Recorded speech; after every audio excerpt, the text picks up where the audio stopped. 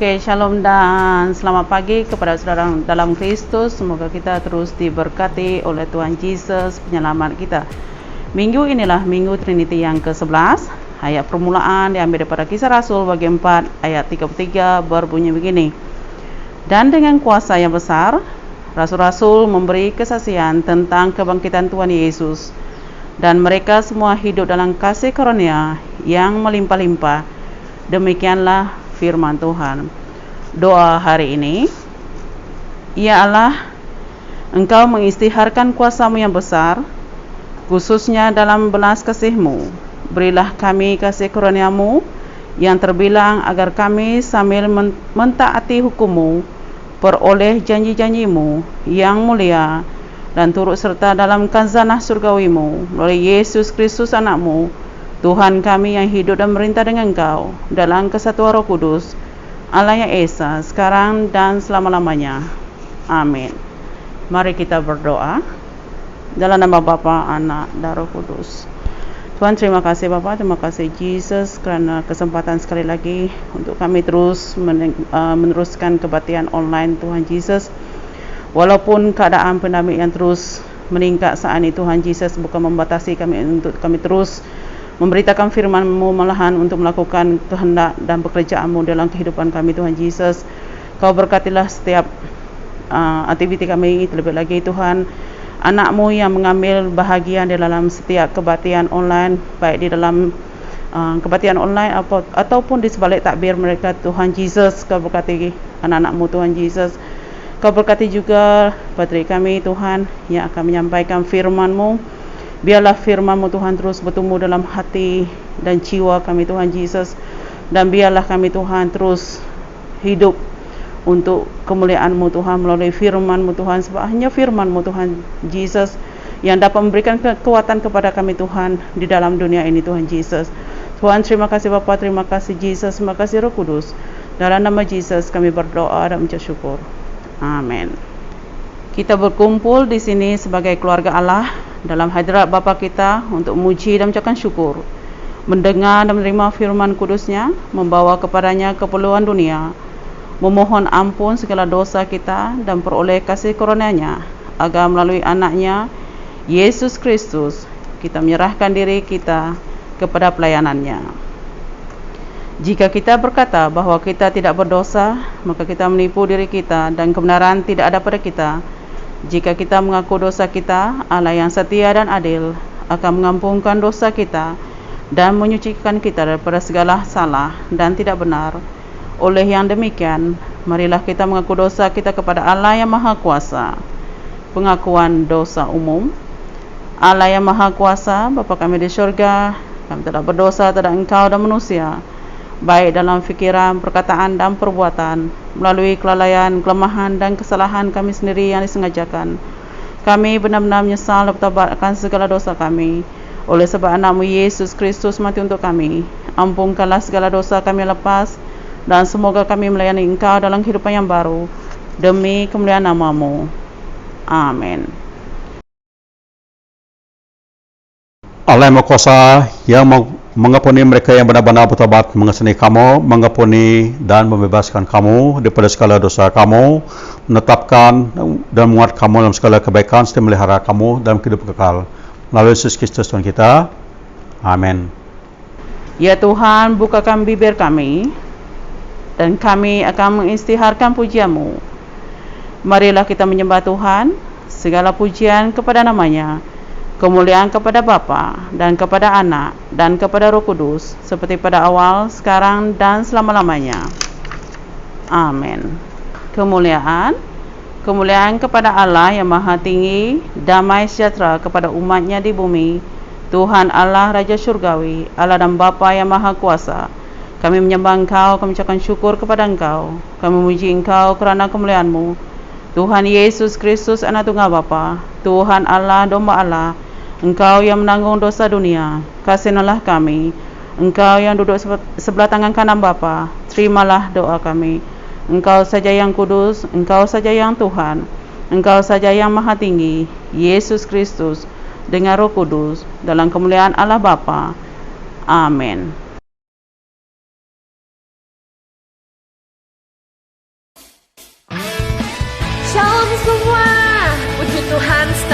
kita dapat berkumpul di kebaktian online ini. Mari kita teruskan memuji dan muliakan nama Tuhan. Amin. Dalam semangatnya kita terus muji nama Dia.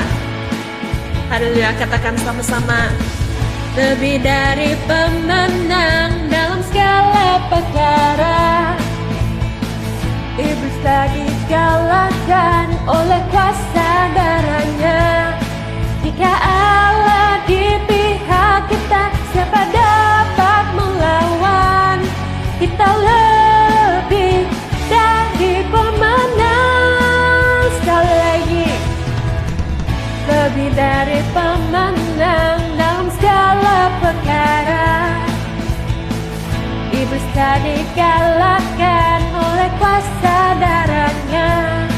Jika Allah di pihak kita, siapa dapat melawan? Kita lebih dari pemenang. Haleluya, tiba kala janjinya, Yesus Raja segala raja. Haleluya, bangkit lagi rajanya, kita lebih dari pemenang. Haleluya, kita percaya kita lebih dari pemenang karena kita beserta dengan Tuhan Yesus. Nah, kita percaya Tuhan Yesus ada bersama kita. Sekali lagi, lebih dari pemenang dalam segala perkara. Iblis telah dikalahkan oleh kuasa darahnya.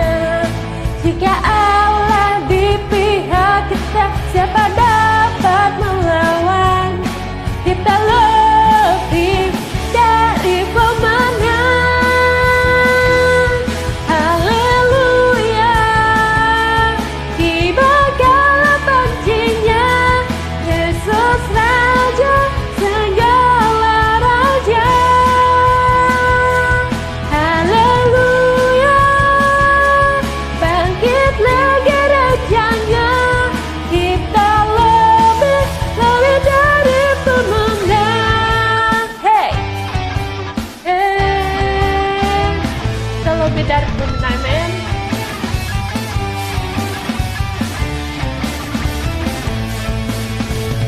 Allah di pihak kita, siapa dapat melawan?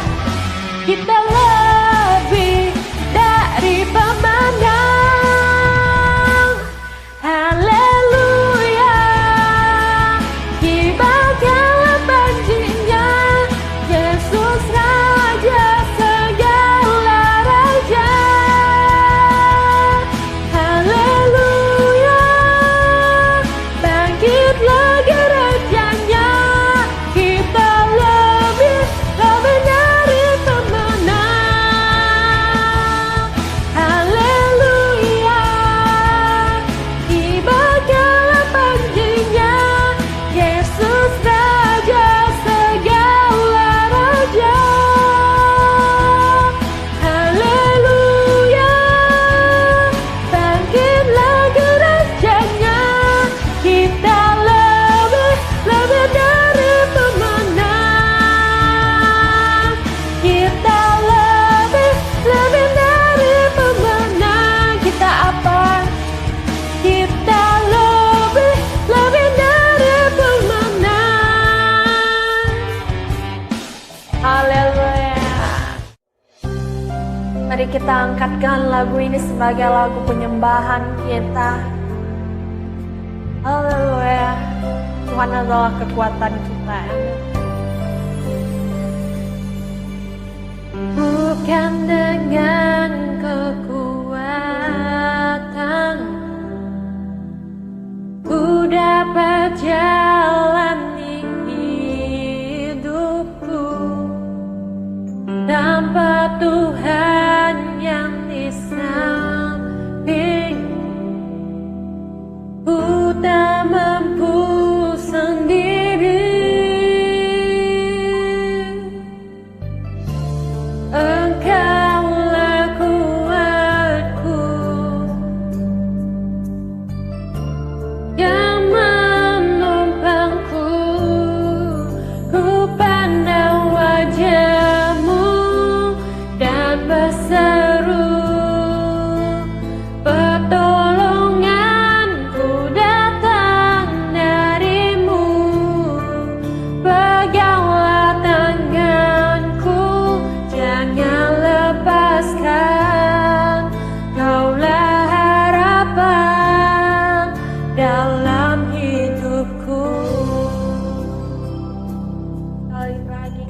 angkatkan suara kita.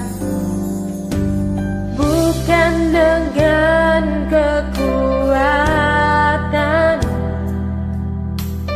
ku dapat jalani hidupku tanpa Tuhan yang di samping. Ku tak mampu sendiri. Engkaulah kuatku yang menopangku. Ku pandang wajah-Mu dan berseru, pertolonganku datang dari-Mu.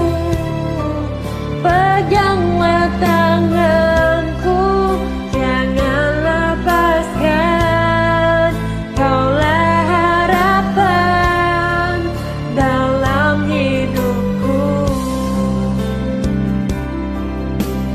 Terima kasih Tuhan, terima kasih Yesus. Engkau sentiasa berada di samping kami ya Tuhan, memberi kami kekuatan, menemani kami ya Tuhan di saat kami berada di dalam pergumulan. Ya Tuhan, kami tetap percaya dan sentiasa ingin Engkau berada di samping kami ya Tuhan. Biarlah kami sentiasa mengandalkan kekuatan dari-Mu ya Tuhan. Kita nyanyikan sekali lagi. Ku pandang wajah-Mu dan berseru, pertolonganku datang dari-Mu. Peganglah tanganku, jangan lepaskan. Kaulah harapan dalam hidupku. Pandang wajah-Mu dan berseru, pertolonganku datang dari-Mu. Peganglah tanganku, jangan lepaskan. Kaulah harapan dalam hidupku. Kaulah harapan dalam hidupku. Kaulah harapan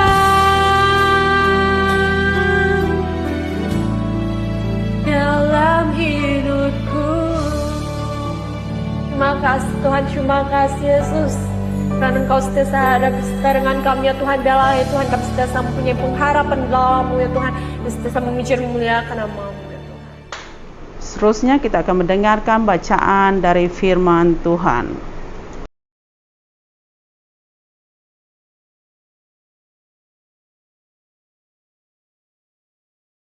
Bacaan diambil dari 1 Raja-Raja 2 ayat 10 hingga 12, disambung bab 3 ayat 3 hingga 14. Raja Daud mangkat dan dimakamkan di kota Daud. Baginda menjadi Raja Israel selama 40 tahun. Baginda memerintah di Hebron selama 7 tahun dan di Yerusalem selama 33 tahun. Kemudian Raja Salomo menjadi raja menggantikan Raja Daud, ayandanya. Kekuasaan Raja Salomo sebagai raja menjadi kukuh. Disambung bab 3 ayat 3 hingga 14. Raja Salomo mengasihi Tuhan dan menurut nasihat Raja Daud, ayandanya. Tetapi Raja Salomo pun menyembelih binatang dan mempersembahkannya sebagai korban di mazbah-mazbah di berbagai-bagai tempat. Pada suatu masa, Raja Salomo pergi ke Gibeon untuk mempersembahkan korban, kerana disitulah mazbah yang termasyhur. Baginda telah mempersembahkan beratus-ratus korban di mazbah itu dahulu. Tetapi pada malam itu, Tuhan menampakkan diri kepada Raja Salomo dalam mimpi dan bertanya kepadanya, "Apakah yang engkau ingin aku berikan kepadamu?" Raja Salomo menjawab, "Engkau telah menunjukkan kasih yang besar terhadap hamba-Mu Raja Daud, Bapakku. Dia baik, setia dan tulus terhadap-Mu. Engkau sentiasa menunjukkan kasih-Mu yang besar dan abadi terhadapnya, dengan memberi dia seorang putera yang kini memerintah untuk menggantikan dia. Ya Tuhan Allah, Engkau telah membenarkan aku menjadi raja menggantikan Bapakku. Walaupun aku masih sangat muda dan tidak tahu memerintah, aku berada di kalangan bangsa yang telah Engkau pilih menjadi umat-Mu sendiri, satu umat yang begitu besar bilangannya sehingga tidak dapat dihitung. Oleh itu, kurniailah aku kebijaksanaan yang aku perlukan untuk memerintah umat-Mu dengan adil, dan supaya aku tahu membezakan yang baik daripada yang jahat. Jika tidak, mana mungkin aku sanggup memerintah umat-Mu yang besar ini. Tuhan berkenan kepada permintaan Raja Salomo itu. Lalu dia berfirman kepada Raja Salomo, oleh sebab engkau telah minta kebijaksanaan dan bukan umur panjang atau kekayaan ataupun kematian musuhmu, aku akan mengabulkan permintaanmu. Aku akan mengunyai engkau kebijaksanaan dan pengertian yang belum pernah dipunyai atau akan dipunyai bahkan aku akan mengunyahkan juga perkara yang tidak engkau minta. Seumur hidupmu engkau akan menjadi lebih kaya dan lebih dihormati orang daripada raja manapun. Jika engkau taat kepadaku dan patuh kepada hukumku seperti bapakmu Daud dahulu, aku akan mengunyai engkau umur panjang. Inilah firman Tuhan.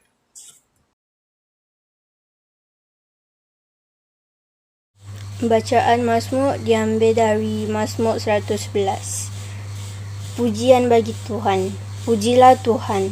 Dengan sepenuh hati aku akan bersyukur kepada Tuhan dalam perhimpunan umat-Nya. Sungguh menakjubkan perbuatan yang dilakukan Tuhan. Semua orang yang menyukai perbuatan itu merenungkannya. Segala perbuatan Tuhan agung dan terpuji. Kebaikannya kekal abadi.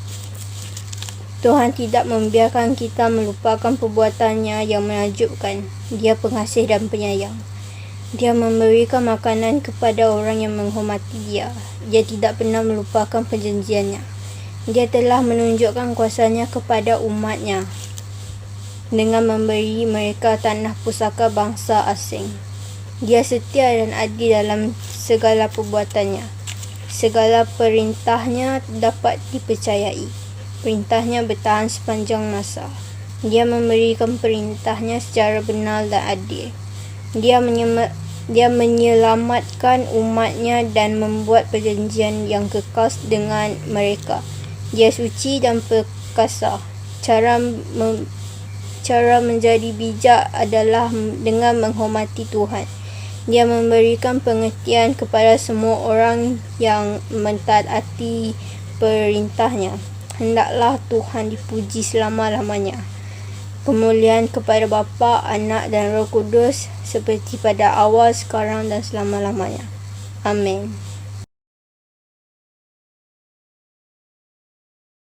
Bacaan epistola diambil dari Efesus 5 dibaca ayat 15-20. Oleh itu, perhatikanlah cara hidup kamu dengan baik. Janganlah hidup seperti orang bodoh, tetapi hiduplah seperti orang bijak. Setiap kali kamu berpeluang melakukan apa yang baik, gunakanlah peluang itu, kerana masa ini masa yang jahat. Janganlah bertindak bodoh, tetapi berusahalah untuk mengetahui apa yang dikehendaki Tuhan bagi kamu. Janganlah kamu menjadi mabuk oleh wain, kerana hal itu akan merosakkan hidup kamu. Tetapi hendaklah kamu dikuasai oleh Roh Allah. Gunakanlah kata-kata daripada mazmur, nyanyian puji-pujian dan lagu rohani dalam percakapan kamu. Nyanyikanlah puji-pujian dan mazmur kepada Tuhan dengan hati yang gembira.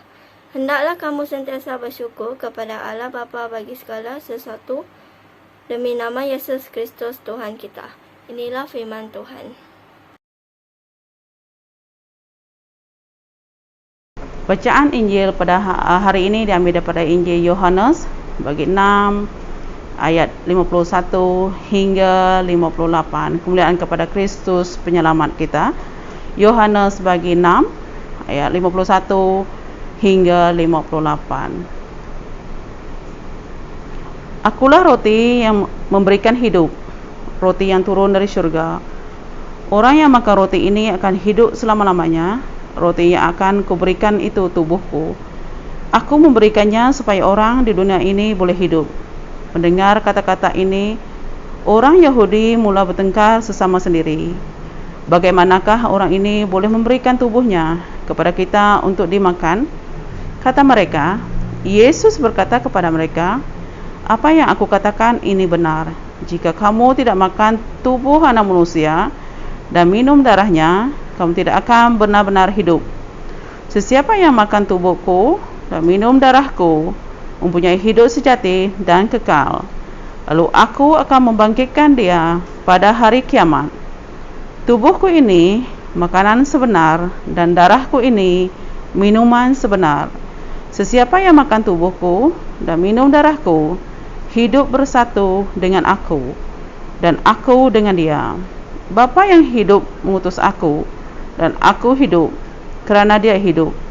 Begitu juga orang yang makan tubuhku akan hidup kerana aku. Inilah roti yang turun dari syurga. Roti ini bukan seperti roti yang dimakan nenek moyang kamu, kerana setelah memakannya mereka mati juga. Tetapi orang yang makan roti ini akan hidup selama-lamanya. Inilah Injil Kristus. Pujian kepada Kristus penyelamat kita.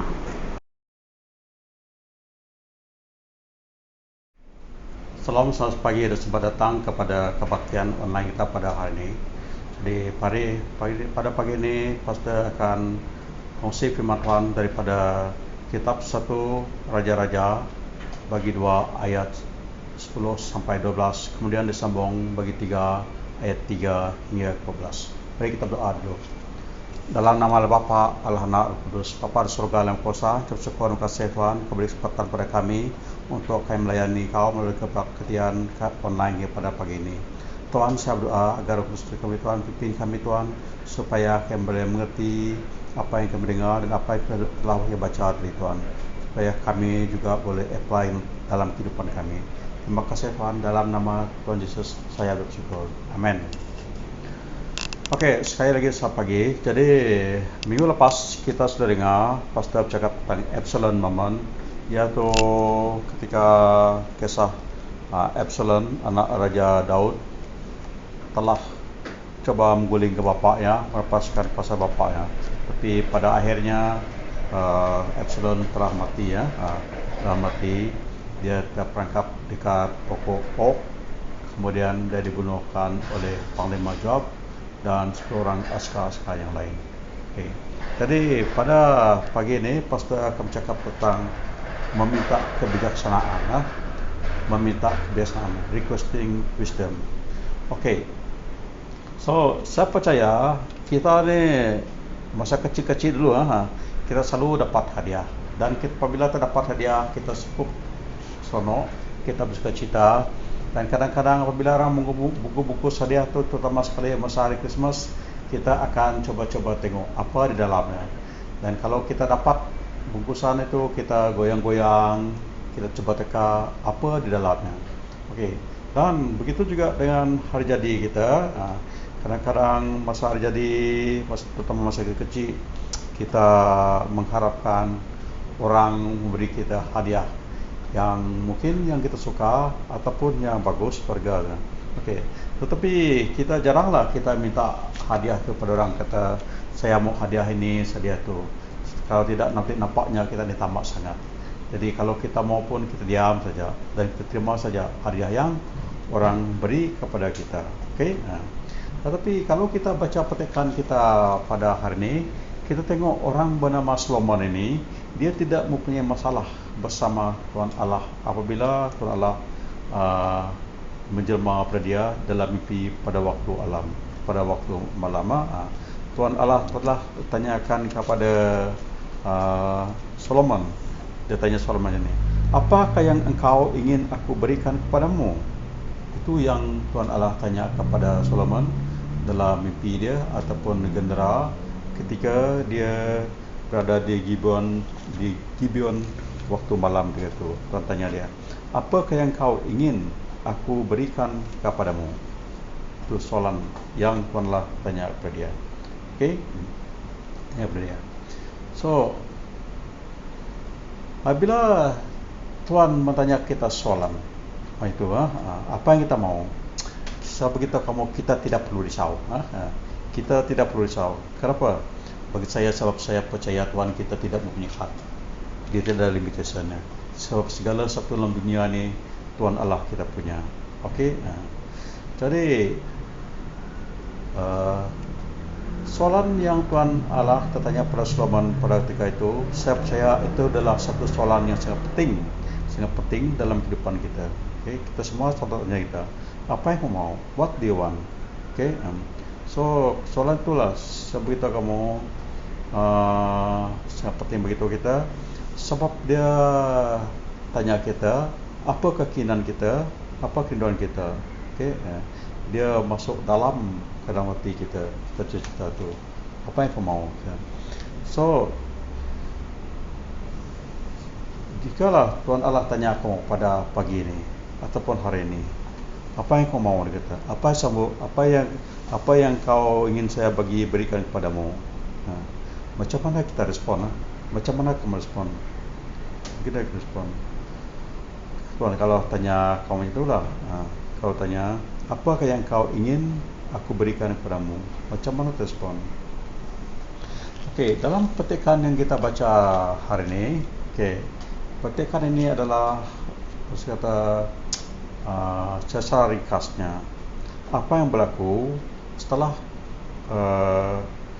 berlaku apabila Raja Daud sudah mangkat ataupun sudah mati, dan sekarang tugas ini sebagai raja ditanggung oleh Solomon ini. Jadi kalau kita mau biasa baca kisah Raja Daud ini daripada buku Samuel ni, saya percaya kamu sudah biasa dengan nama-nama yang ada di dalam petikan yang kita baca tadi. Okay? Dan kita fikir juga, kita tengok bahawa serah menyerah kuasa tu kepada Solomon tu, banyak orang fikir itu adalah satu serah menyerah kuasa yang lancar, yang licin. Tapi sebenarnya dia tidak macam tu. Serah menyerah kuasa itu untuk Solomon bertakhta memimpinkan bangsa Israel dan Yuda, dia tidak semudah yang seperti mana yang kita sangka. Apa sebabnya? Kita perlu tahu bahawa David ini, ataupun Daud dulu, dia mempunyai ramai anak. Dia bukan seorang saja anak lelaki dia. Okey. Jadi apabila mempunyai anak ramai, semua berebut untuk duduk di takhta raja. Okey. So kita tengok saja ikut bacaan kita minggu lepas. Apa berlaku yang tua minggu lepas? Kita tengok Absalom, bapa masih hidup, tapi dia coba menggulingkan bapa dia. Kenapa? Sebab dia ingin jadi raja, dia ingin bertakhta, memerintah orang Israel, walaupun David belum mati ketika itu. Okey. Tapi boleh kita kata perbuatan itu dah betul, dan dia menjumpa ajarnya ketika dia coba menyerangkan bapa David. Okey. Tapi David terus hidup ketika itu. Okey. Jadi kita tengok sini, Solomon juga dia tidak naik ke takhtanya tanpa susah payah. Dia menghadapi susah payah apabila dia mau duduk di takhtanya. Dan sebenarnya kita tengok dia kena menghapuskan beberapa orang yang penting, orang yang penting di situ supaya dia dapat kuasa. Okey. Joab telah dibunuh. Okey, Joab telah dibunuh, seorang Joab. Kemudian Semai juga, Semai seorang yang telah mengutukkan Raja David, dia juga bunuh. Kemudian kalau kamu baca lagi daripada satu raja-raja atau ayat bab 1 sampai yang kita baca tadi, kamu akan dapat tahu bahawa dia Solomon juga telah membunuh adiknya yang bernama Adonijah. Okey, itu itulah orang kata dia punya main rival, orang yang persaingan sengit dengan dia untuk merebutkan takhta tadi. Okey, so dia bunuh saudaranya sendiri. Kemudian dia terpaksa menggunakan kebiasaan daripada Nathan dan ibunya Bathsheba supaya dia boleh menjadi raja di situ. Okay. Jadi apabila kita baca petikan kita hari ini, kita jangan diperdayakan dengan fikiran kita bahawa Solomon ini adalah seorang yang baik, very innocent. yang muda. Kemudian dengan senyap dia ambil alih tempat bapaknya ketika David ataupun Daud sudah mati. Okey, so kita tengok cerita ini penuh dengan tipu daya, penuh dengan perancangan dan juga penuh dengan keganasan ataupun boleh kita kata kekejaman lah.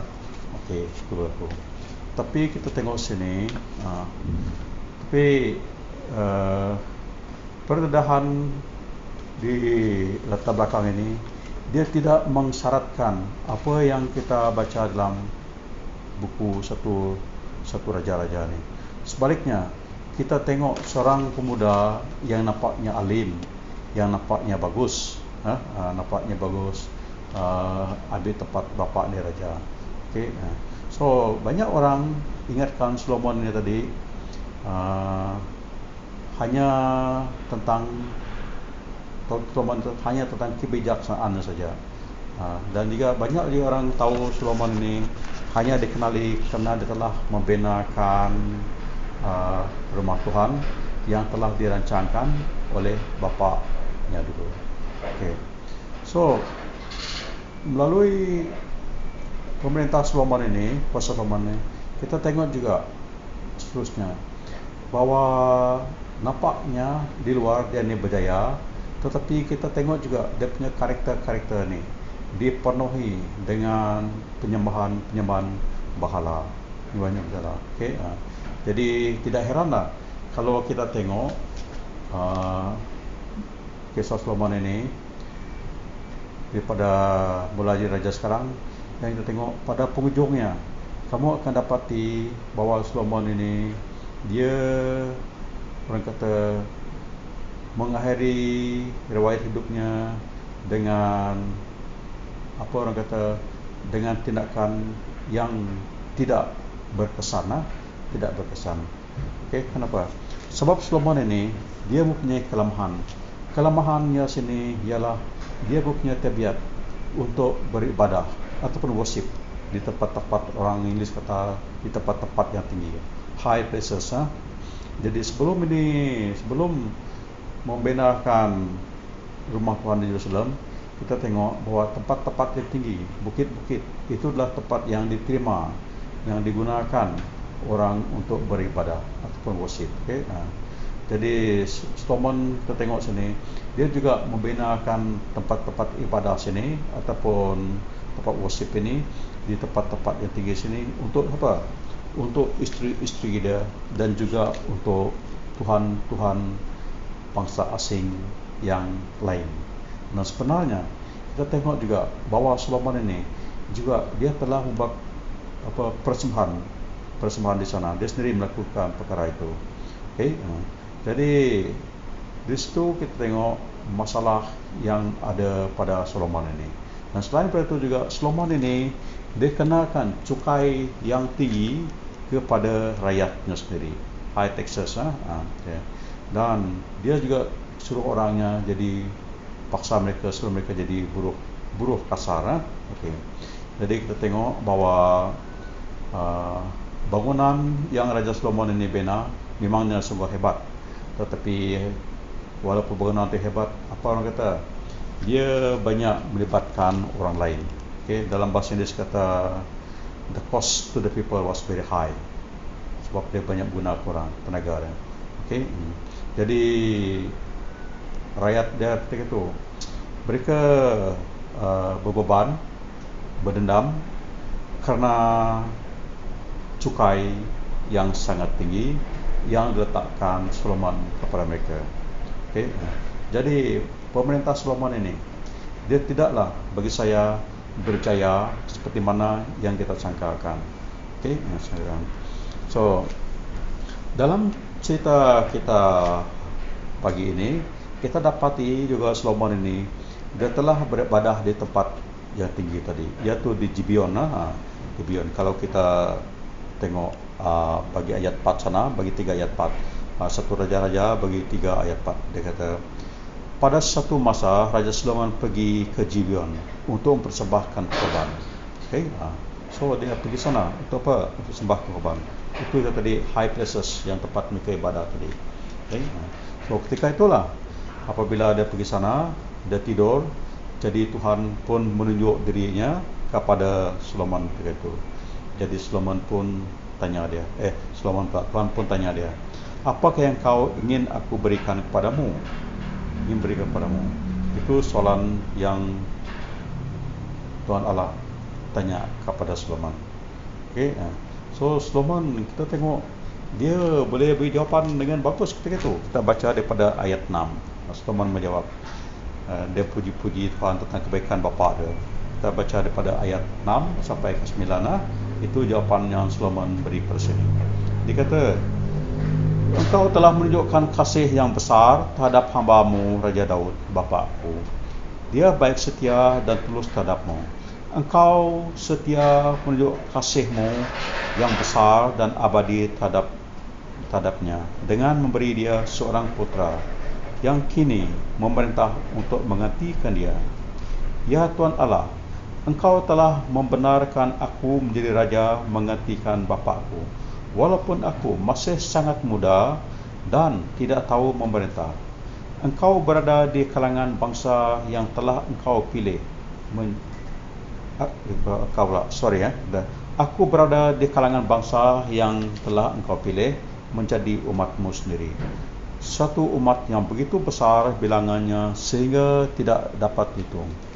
Oleh itu, kurniakanlah kebijaksanaan yang aku perlukan untuk memerintah umat-Mu dengan adil dan supaya aku tahu membezakan yang baik daripada yang jahat. Jika tidak, mana mungkin aku sanggup memerintah umat-Mu yang besar ini? Oh, itu jawapan Raja Solomon. Apabila Tuhan tanya dia tadi, apakah yang engkau ingin aku berikan kepadamu? So, setelah kita tahu sedikit banyak tentang Raja Solomon ini, kita boleh tengok sini. Bagi saya lah, bahwa Raja Solomon ini hanya dia buat satu, orang kata, kesopanan yang palsu. Nampak dia bersungguh sopan, tapi sebagai saya itu adalah satu kesopanan yang palsu, yang dilakukan oleh Solomon ini. Sebab dia telah merancang benda perkara lain. Dan tapi tengok sini, Solomon dia bijak juga. Dia beritahu supaya Tuhan memberi dia kebijaksanaan, supaya dia boleh mengenali, mengetahui ada yang antara baik, benda yang baik dan benda yang tidak bagus, supaya dia boleh menghakimi orang dengan adil, dengan baik. So itu jawapan permintaan daripada Solomon apabila Tuhan tanya dia soalan tadi. So dia tengok bahawa Solomon ini dia berdoa untuk meminta kebijaksanaan ataupun wisdom daripada Tuhan. Pada Tuhan. Dan tengok boleh sekatalah itu adalah, orang kata, kata-kata yang sangat terkenal yang buat Raja Solomon ini famous.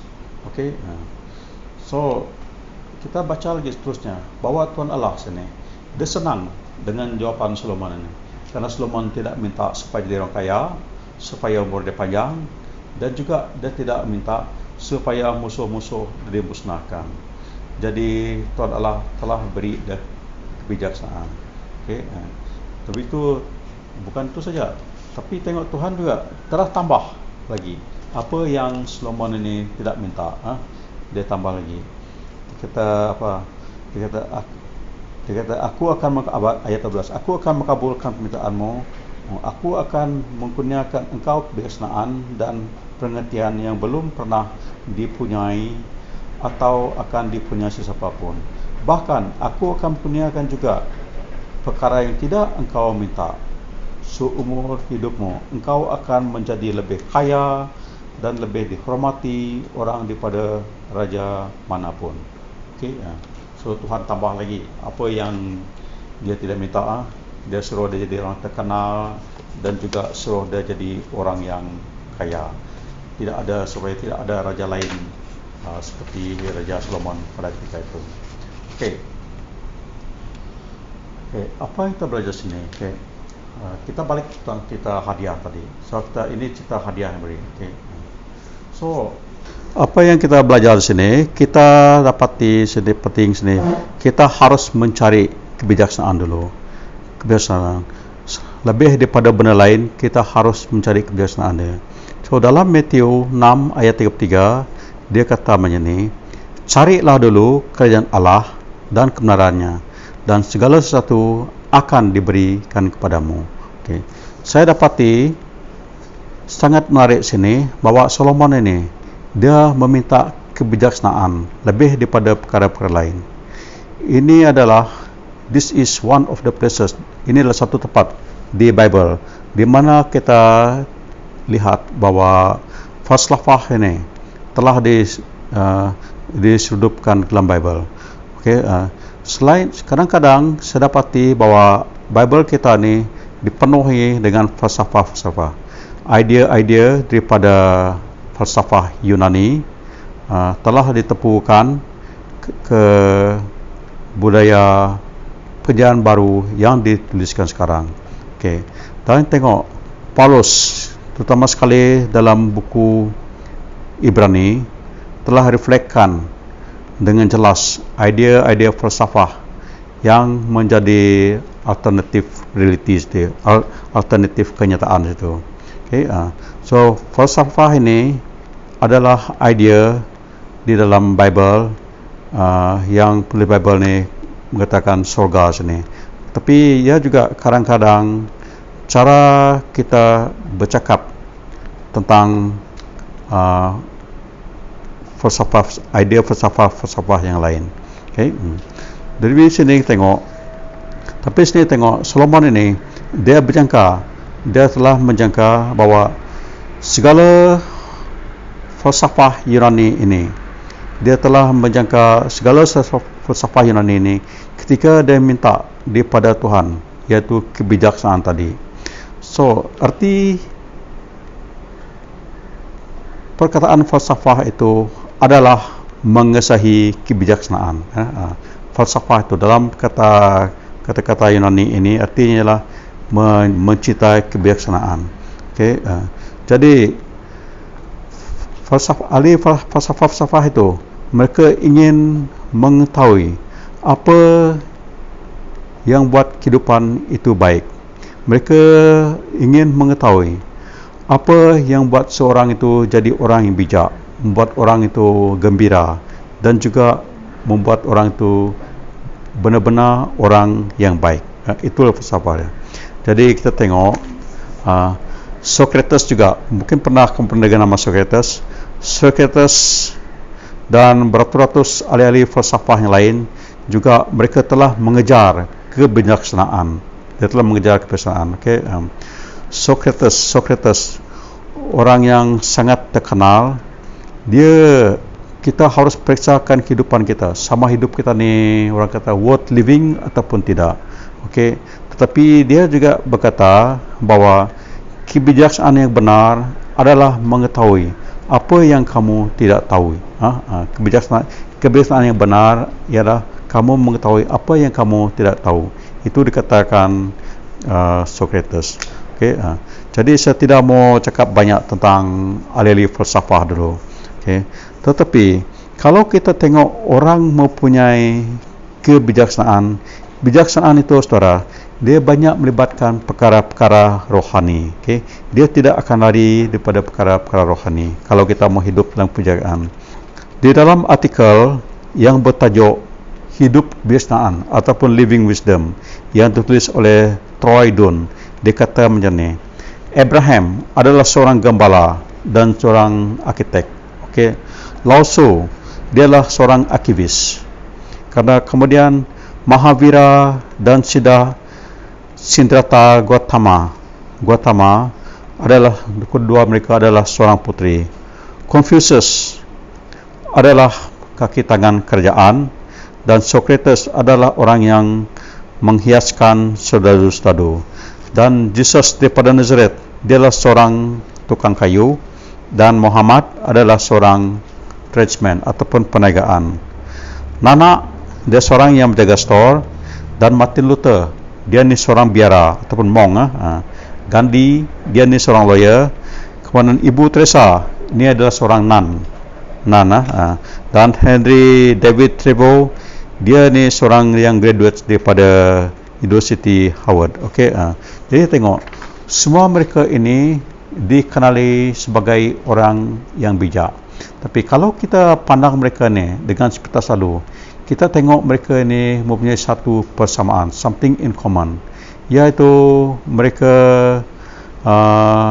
mempunyai perhubungan dengan perkara-perkara rohani, punya perkara-perkara rohani untuk mereka amalkan kebijaksanaan mereka. Okay? So, semua orang bijak ini adalah orang yang mencari Tuhan Allah. Okay? All the wise people are one who sought God. Okay? Mereka adalah orang yang akan habiskan masa mereka, gunakan masa mereka untuk berdoa dan juga untuk meditasi. Mereka ni adalah orang yang mempunyai kasih yang mendalam dalam hati mereka. Hati yang mendalam, mempunyai kasih yang mendalam, hati yang lembut di dalam jiwa mereka.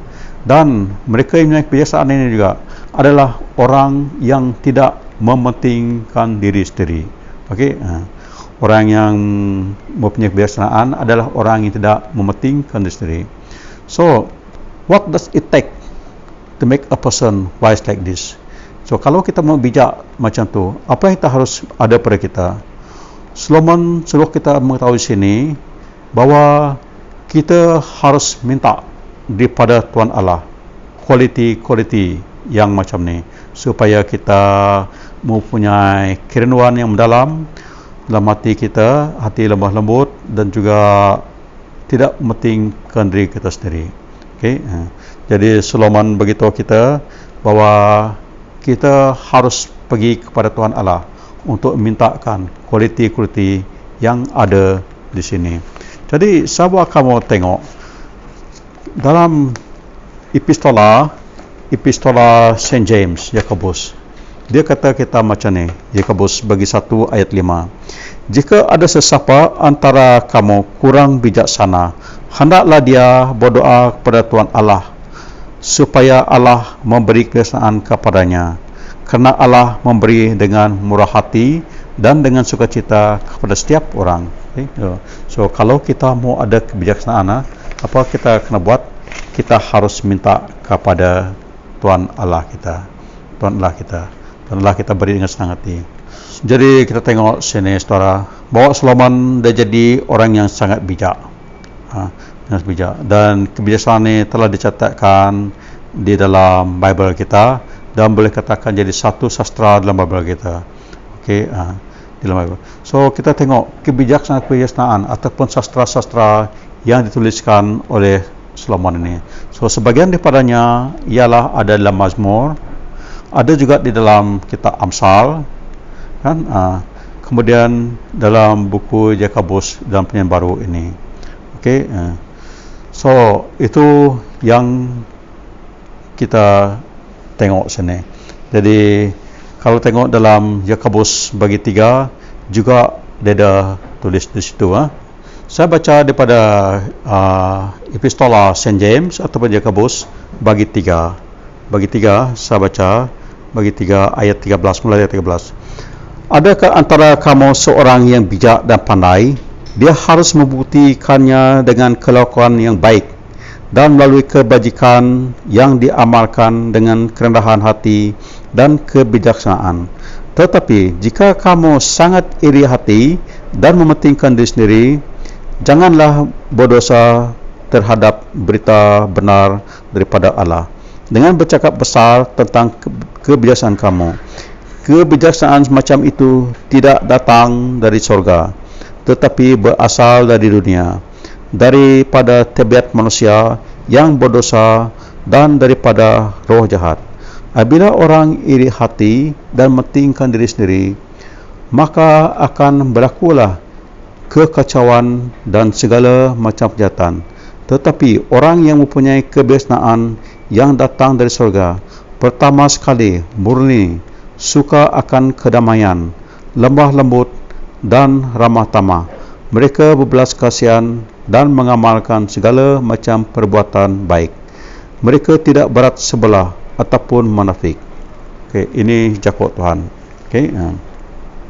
Jadi kita tengok sini bahawa Tuhan Allah telah memberi, dia dengan jelas memberi kebijaksanaan kepada Solomon sini, dan dia telah ya dengan jelaslah dia beri kebijaksanaan ini kepada Solomon sini. Jadi kalau kamu baca terus lagi, bila Solomon ini mula gunakan kebijaksanaan daripada dia. Okey, kita nak tahu bila Solomon gunakan kebijaksanaan dia. Kamu boleh teruskan baca kitab satu raja-raja ini yang tidak ada dalam bacaan kita sini. Kita tengok daripada ayat 16.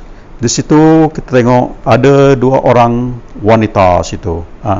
Dua orang wanita. Mereka ni datang kepada Solomon, dan kedua mereka ini menuntut bahawa mereka ini mempunyai anak. Okay. Dan wanita ini, kedua mereka ni adalah orang kata perempuan pelacur.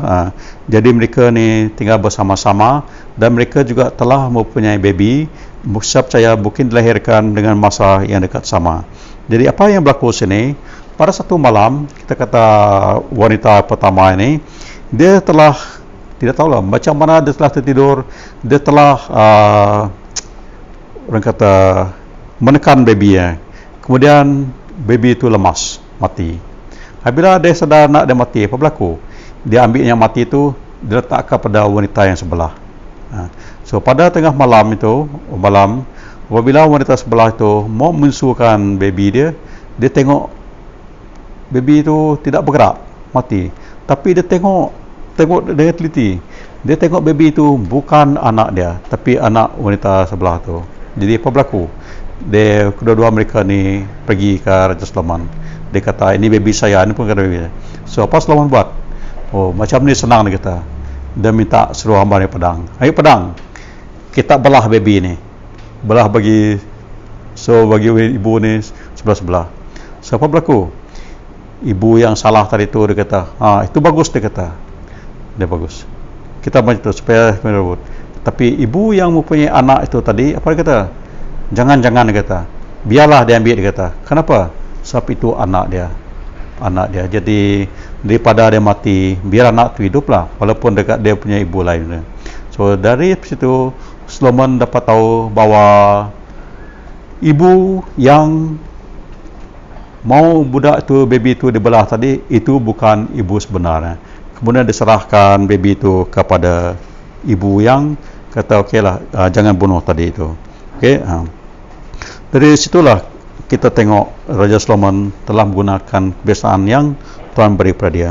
Dan saya percaya jika pada hari ini Raja Solomon ini masih hidup dan dia tulis buku, saya percaya buku ini laris dijual. Orang kata bestseller lah. Dan apabila buku itu bestseller, saya fikir susah kamu nak beli, sebab dia selalu habis dibeli. Okey. Jadi tengok, satu juga buku yang ditulis oleh Raja Solomon ini adalah buku pengkhotbah. Buku pengajar, Ecclesiastes. Itu buku yang dituliskan oleh Raja Solomon, dan bagus buku tu kalau aku baca. Jadi kamu tengok macam mana cerita di situ, iaitu ditulis oleh Raja Solomon. Okey. So sekarang tadi satu daripada buku yang bagus baca tentang kebiasaan Solomon adalah ada buku pengkhotbah ataupun buku Ecclesiastes.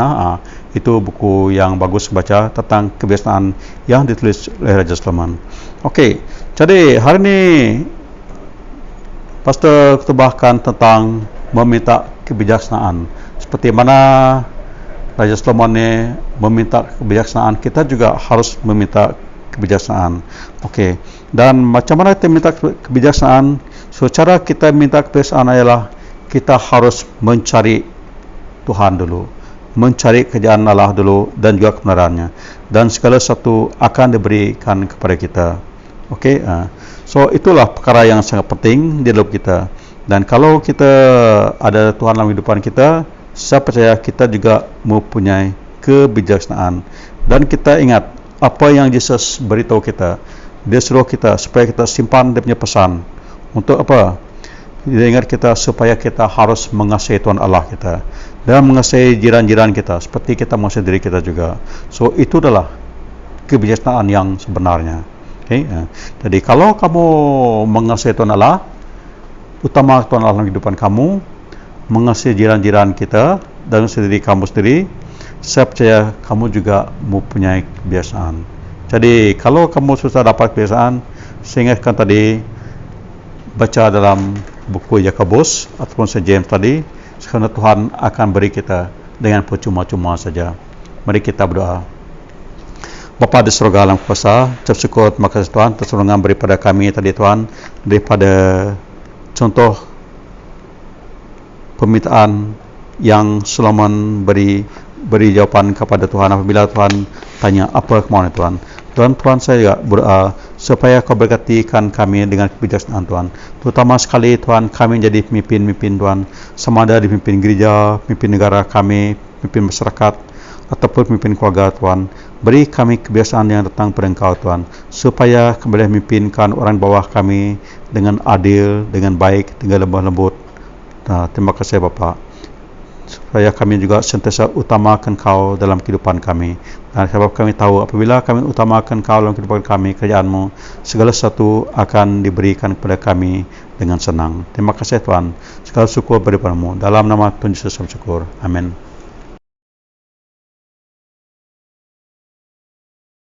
Pengakuan Imam para Rasul. Aku percaya kepada Allah, Bapa yang Maha Kuasa, pencipta syurga dan bumi. Aku percaya kepada Tuhan Yesus Kristus, anak tunggalnya. Dia dilahirkan oleh anak darah Maria dengan kuasa Roh Kudus. Dia menderita di bawah pemerintahan Pontius Pilatus, disalibkan, mati dan dikebumikan. Dia turun antara orang mati. Pada hari yang ketiga dia bangkit. Dia naik ke surga dan duduk sebelah tangan kanan Bapa. Dia akan kembali menghakimi baik orang yang masih hidup maupun yang sudah mati. Aku percaya kepada Roh Kudus, Gereja Katolik yang kudus, persaudaraan orang-orang yang soleh, pengampunan dosa, kebangkitan orang mati, dan kehidupan yang kekal. Amin.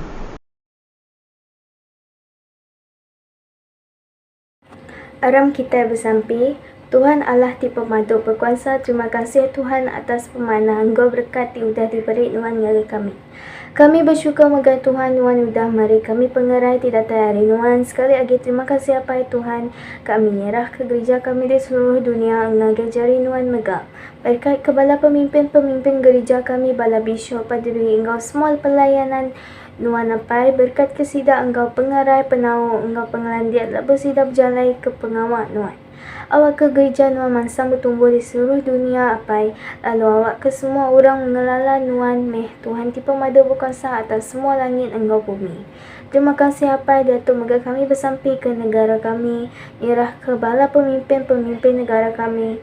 Pulih ke masalah politik Engkau ekonomi negara kami.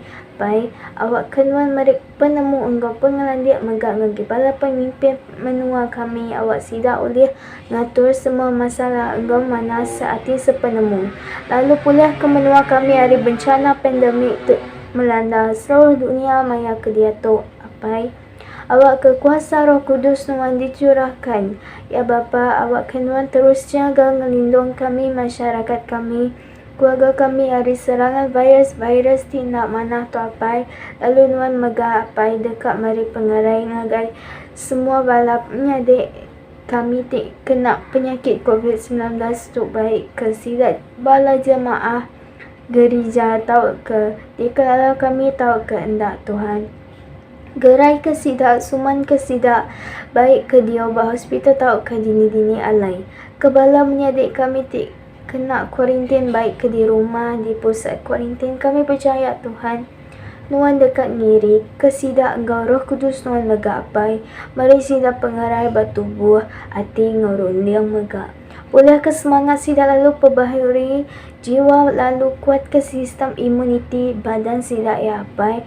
Lalu nyagai menyadik kami ke sakit bukan megapai. Berkat ke sidak lalu kelantang ke hati Engkau rundiang sidak megapai. Ambil ke sidak jampat suman lalu kuat ke antibody tubuh sidak Engkau melaban semua penyakit tenapan tubuh sidak ya. Berkat ke ubat ke dempak sidak megak biak megapai. Kami minta nuan mari penemu ngau pengandiak megak ngagi bala nurse, bala doktor, engkau semua bala frontliners keterlibat dalam menanggani masalah pandemik tu apai. Berkat kesidaan engkau pengerai megak kuat ke sistem imun sidak megak Tuhan. Oleh pengasih nuan dengar kesembahyang kami Tuhan, apa kami disegar datuk megak kami ingat kebala menyadi apa indai tahu kebala kami pelayan kami terjauh hari kami. Kami minta perlindungan engkau keselamatan tidak hari nuan. Berguna engkau sidak apa dini alai sidak dia nuan. Berkat kesidak engkau pengerai engkau pengelantang megapai. Berkat ke megak pengawat di kerja sidak ngambil ke tahu memulia ke nama nuan. Terima kasih apa segala puji syukur kami beri ke nuan dan nyerah ke sampai tu ngaga jari anak Nuan Yesus Kristus Tuhan engkau pelepas kami. Amin. Doa kesyukuran persembahan. Tuhan, Engkau besar, berkuasa, mulia, indah dan agung, kerana segala-galanya di syurga dan di bumi milik-Mu. Semuanya datang daripadamu dan kami hanya mulangkan kepadamu apa yang sememangnya milik-Mu. Tuhan, kasihilah kami. Kristus, kasihanilah kami. Tuhan, kasihilah kami. Marilah kita berdoa seperti yang diajar oleh penyelamat kita. Bapa kami yang di syurga, kuduslah namamu, datanglah kerajaan-Mu, kehendakmu laksanakan di bumi seperti di syurga. Berilah kami pada hari ini makanan kami seharian. Ampunkanlah dosa kami seperti kami mengampuni mereka yang berdosa terhadap kami. Janganlah bawa kami dalam pencobaan, tapi selamatkan kami daripada kejahatan. Kerana kerajaan, kuasa dan kemuliaan milik-Mu sekarang dan selama-lamanya. Amin.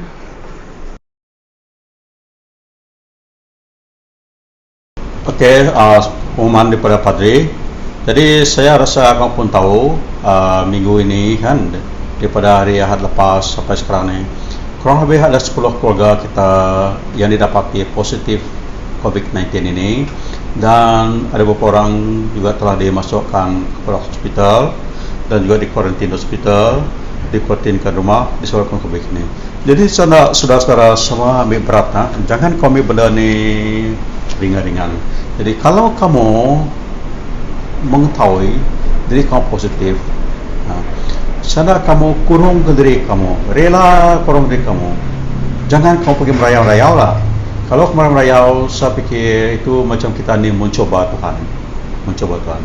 Kita menunjukkan tergil, menunjukkan kita ni tidak mementingkan keselamatan setan orang lain. Jadi pendek katalah, kamu coba menyebarkan penyakit orang lain. Jadi saya tanda perkara ni berlaku. Kalau kamu tahu kamu sakit, jauhkan diri kamu daripada orang lain, dan coba boleh-boleh tinggal rumah juga. Dan saya juga ada pesanan kita kan. Kalau kamu ada benda yang perlukan di rumah kamu, kamu boleh call saya ataupun kawan-kawan yang lain, dan saya percaya orang akan dengan senang hati mengantarkan benda ke rumah kamu. Okay? Saya pun ada hantar barang ke rumah orang. Saya tidak pergi jumpa kamu pula. Saya letakkan pagar saja.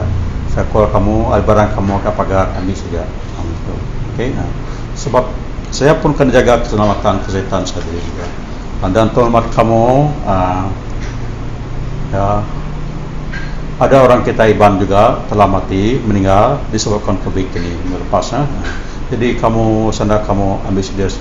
Terutama sekali kalau kau punya penyakit asma, ataupun ada ahli keluarga kamu ada penyakit asma atau penyakit lain, coba kurung ke diri kamu, elakkan jumpa dengan pergi tempat-tempat besar. Sebab orang yang punya penyakit asma ataupun ada penyakit-penyakit lainnya kronik macam diabetes sebagainya, mereka orang kata very vulnerable, sangat terdedah kepada penyakit ini ya. Jadi kita kena jaga diri kita. Okey, itu mereka. Jadi dan sana kamu sentiasa inform pastor lah. Jangan kamu tahu, saya sudah kena kurung pastor. Tapi saya tahu juga hari ini macam mana keadaan kamu, dapat hari macam mana kan. Sebab saya, jangan kamu suruh pastor berdoa saja. Memang pastor berdoa lah, tapi di sambil pastor berdoa tu saya ada feedback dari kamu juga.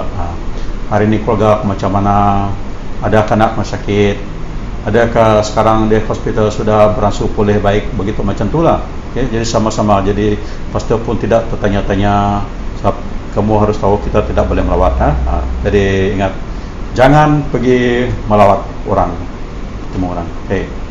Okey, disebabkan situasi sekarang sangat serius juga, saya telah beri arahan supaya kita berhenti dulu sementara untuk mengumpul pemberi kita daripada rumah ke rumah. Okey, rumah. Jadi kalau ada nak beri duit, simpan dulu, tunggulah. Kamu minggu ni tak beri, minggu depan beri lebih ya. Apabila dunia COVID ni sudah aman sikit, nanti kita bawa banyak-banyak. Tapi buat masa ini beritahu kamu berhenti dulu, dan saya pun beritahu kita punya pemimpin itu tak payah petit dulu. Saya beritahu kamu, saya lebih penting nyawa kamu daripada duit itu. Amin. Duit kita banyak, kalau mati pun tidak ada guna. Jadi itu saya nak menjaga kesehatan kamu sendiri. So itulah pengumuman per saya. Jadi sama-sama juga kesehatan kamu, jaga rumah kamu, anak kamu. So stay at home, stay safe, and stay the Lord. Amen.